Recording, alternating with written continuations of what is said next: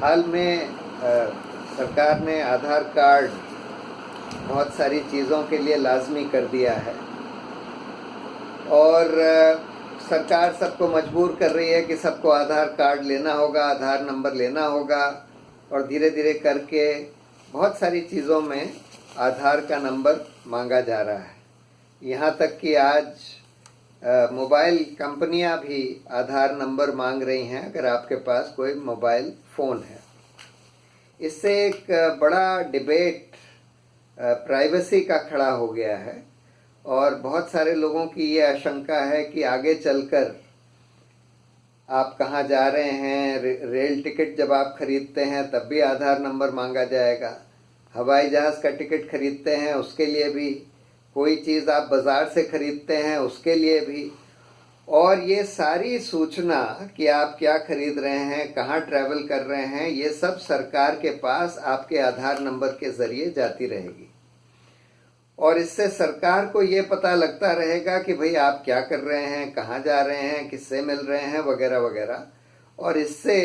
हमारी जो राइट है प्राइवेसी का, वो उसका हनन होगा कि हम क्या करते हैं, हम कहाँ जाते हैं, ये हमारा राइट है और सरकार को ये जानने का कोई हक नहीं है कि हम क्या करते हैं, कहाँ जाते हैं, वगैरह। दूसरा एक कंसर्न ये है कि अगर आप अपना बायोमेट्रिक डेटा, क्योंकि आधार कार्ड आपको अपना बायोमेट्रिक डेटा यानी कि आपके अंगूठे के निशान, आपकी आँख की पुतली का जो स्कैन है उसके आधार पर दिया जाता है। और एक लोगों की शंका ये भी है कि अगर वो इन्फॉर्मेशन आपके अंगूठे के निशान की और आँख की पुतली की कहीं पब्लिक डोमेन में जाती है तो उसकी भी चोरी हो सकती है, यानी कि दूसरे लोग वही आपके अंगूठे के निशान और आँख की पुतली का स्कैन जो आधार आपके कार्ड के साथ स्टोर्ड है उसको इस्तेमाल करके आपको इम्पर्सनेट कर सकते हैं। एक कंसर्न ये भी आता है जो कि राजस्थान में देखा गया कि अगर हर बार आपको अपना अंगूठे के निशान और आँख की पुतली दिखाकर आप अपनी आइडेंटिटी एस्टैब्लिश करेंगे तो बहुत बार, क्योंकि इतना बड़ा डेटाबेस है, 100 करोड़ से ज़्यादा लोग हैं इस देश में, 100 करोड़ के डेटाबेस में यूनिकली किसी को आइडेंटिफाई करना सिर्फ अंगूठे के निशान और आँख की पुतली के आधार पर पॉसिबल नहीं होता और उसमें बहुत कन्फ्यूजन होगा और कई बार आपका आइडेंटिफिकेशन नहीं हो पाएगा और उसके वजह से आपको जो चीज़ आपको मिलनी चाहिए, मिल सकती है, वो नहीं मिल पाएगी। इन सब इश्यूज को लेकर एक बड़ा मुद्दा राइट टू प्राइवेसी का खड़ा हुआ है, जो कि सुप्रीम कोर्ट ने हाल में एक 9 जज की बेंच को रेफर किया और उन्होंने उसकी सुनवाई करके अभी अपना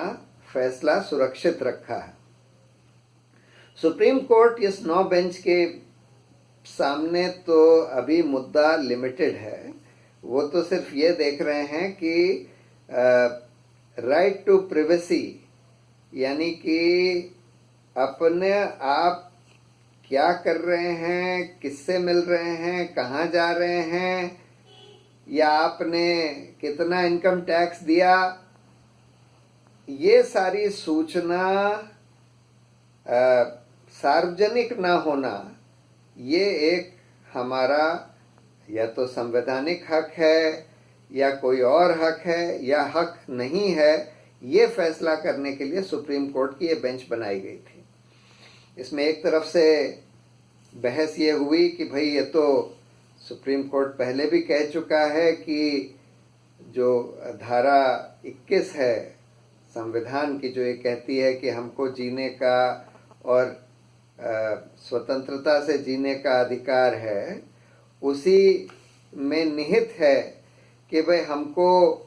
प्राइवेटली जीने का भी अधिकार है, यानी कि हमको हर चीज़ अपने बारे में सार्वजनिक करे बगैर जीने का अधिकार है। तो प्राइवेसी का राइट धारा 21 में ही निहित है।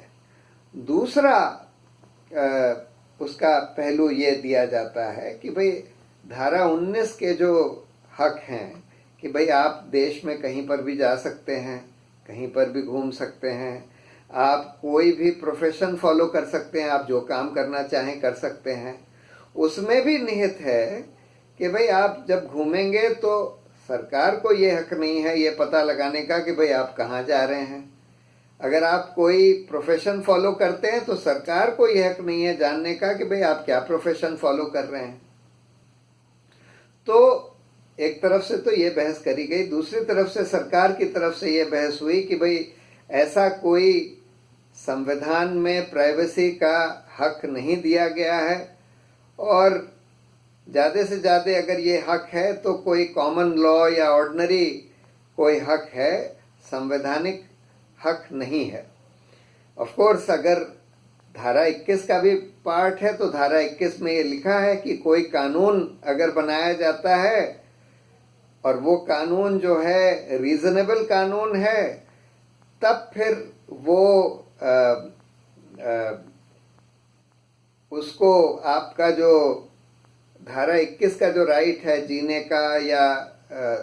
स्वतंत्रता से जीने का या प्राइवेसी का, वो कानून अगर रीजनेबल कानून है तो वो उसको एक्लिप्स कर देगा, यानी कि उसके ऊपर आ जाएगा। अभी तक तो खैर सरकार ने 2 ही 3 कानून में ये आधार को कंपलसरी किया है। पहला तो आधार एक्ट में है, उसमें लिखा है कि कोई भी सोशल वेलफेयर स्कीम के लिए, यानी कि अगर आपको राशन की सुविधा मिलती है, आपको मनरेगा में एम्प्लॉयमेंट की सुविधा मिलती है, या आपको इंदिरा कोई आवास योजना में सरकार की तरफ से आवास प्रोवाइड किया जाता है, उसमें आपको आधार का नंबर देना सरकार जरूरी कर सकती है। दूसरा, इनकम टैक्स एक्ट में ये कहा गया है कि इनकम टैक्स रिटर्न के साथ भी आपको आधार का नंबर देना होगा। तो इसलिए इन दोनों में आधार को कंपलसरी किया है। अभी उसके बियॉन्ड कि आप रेलवे टिकट के लिए या हवाई जहाज के टिकट के लिए या फिर आप जो खरीदते हैं उसके लिए अभी तक इसको कंपलसरी नहीं किया गया। तो मेरा इसमें यह मानना है कि ये संवैधानिक हक है प्राइवेसी का, धारा 21 में आता है, यानी कि जीने का, सुप्रीम कोर्ट ने कहा है कि जीने का हक का मतलब है कि डिग्निटी से जीना, डिग्निफाइड लाइफ होनी चाहिए। और उस डिग्निटी में निहित है कि भाई आप प्राइवेटली जी सकते हैं, यानी कि आपको ये सार्वजनिक करने की ज़रूरत नहीं है कि आप कहाँ जाते हैं, किससे मिलते हैं, क्या खरीदते हैं। तो इसलिए प्राइवेसी का हक धारा 21 में निहित है।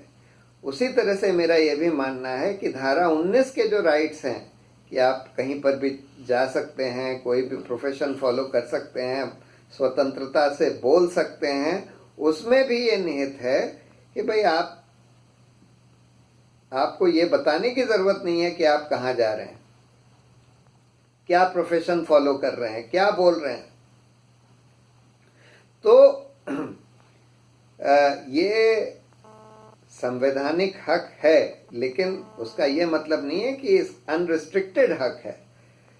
धारा 21 में जो लिमिटेशंस हैं, यानी कि एक रीजनेबल कानून उस हक के ऊपर आ सकता है। धारा 19 के जो लिमिटेशंस हैं कि भाई रीजनेबल रिस्ट्रिक्शंस उस हक पर सरकार लगा सकती है, वो सब लगाए जा सकते हैं। अब सवाल ये उठता है कि अभी तक आधार एक्ट से जो सरकार ने बोला है कि भाई आपको, जब आप कोई सोशल वेलफेयर स्कीम का फ़ायदा ले रहे हैं तो उसके लिए आपको आधार नंबर देना ज़रूरी होगा, और वो इन्फॉर्मेशन सरकार के पास जा सकती है। क्या उससे आपका प्राइवेसी का राइट अफेक्ट हो रहा है?